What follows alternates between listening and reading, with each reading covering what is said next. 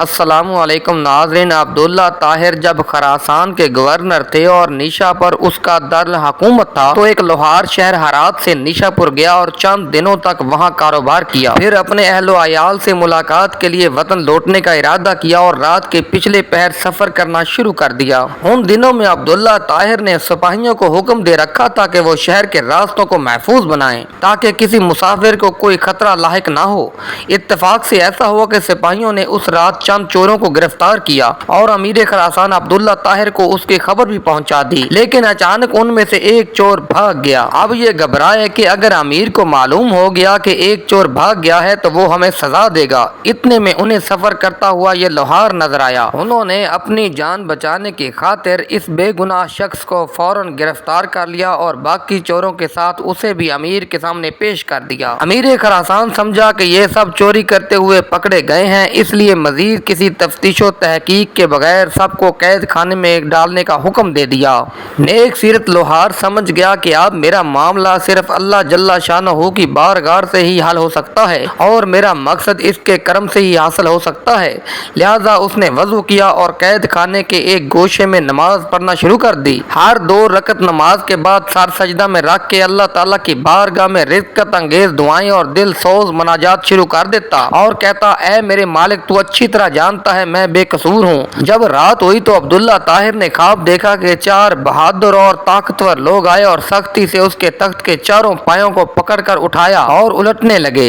اتنے میں اس کی نیند ٹوٹ گئی۔ اس نے فوراً لا حول ولا پڑھا، پھر وضو کیا اور اسی احکم الحاکمین کی بارگاہ میں 2 رکعت نماز ادا کی جس کی طرف ہر شاہ و گدا اپنی اپنی پریشانیوں کے وقت رجوع کرتے ہیں۔ اس کے بعد دوبارہ سویا تو پھر وہی خواب دیکھا۔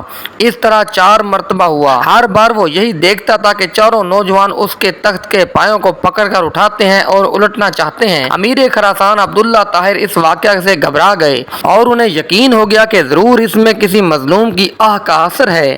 امیر خراسان نے رات ہی جیلر کو بلوایا اور اس سے پوچھا کہ بتاؤ، تمہارے علم میں کوئی مظلوم شخص جیل میں بند تو نہیں کر دیا گیا؟ جیلر نے عرض کیا، عالیجاں، میں یہ تو نہیں جانتا کہ مظلوم کون ہے، لیکن اتنی بات ضرور ہے کہ میں ایک شخص کو دیکھ رہا ہوں جو جیل میں نماز پڑھتا ہے اور رقت انگیز دل سوز دعائیں کرتا ہے۔ امیر نے حکم دیا اسے فوراً حاضر کیا جائے۔ جب وہ شخص امیر کے سامنے حاضر ہوا تو امیر نے اس کے معاملہ کی تحقیق کی۔ معلوم ہوا کہ وہ بے قصور ہے۔ امیر نے اس شخص سے معذرت کی اور کہا کہ آپ میرے ساتھ 3 کام کیجئے۔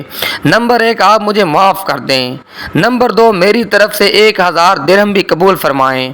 اور نمبر 3، جب آپ کو کسی مصیبت یا پریشانی کا سامنا درپیش ہو تو میرے پاس تشریف لائیں تاکہ میں آپ کی مدد کر سکوں۔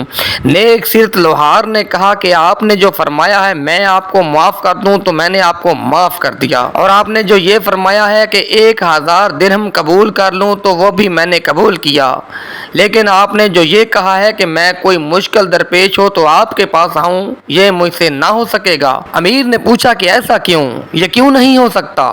تو اس شخص نے جواب دیا کہ وہ خالق و مالک جل جلالہ جو مجھ جیسے فقیر کے لیے آپ جیسے بادشاہ کا تخت ایک رات میں 4 مرتبہ اوندا کر سکتا ہے تو اس کو چھوڑ دینا اور اپنی ضرورت کسی دوسرے کے پاس لے جانا اصول بندگی کے خلاف ہے۔ میرا وہ کون سا کام ہے جو نماز پڑھنے سے پورا نہیں ہو جاتا کہ میں اسے غیر کے پاس لے جاؤں؟ یعنی جب میرا سارا کام نماز کی برکت سے پورا ہو جاتا ہے تو مجھے کسی اور کے پاس جانے کی ضرورت ہی کیا ہے؟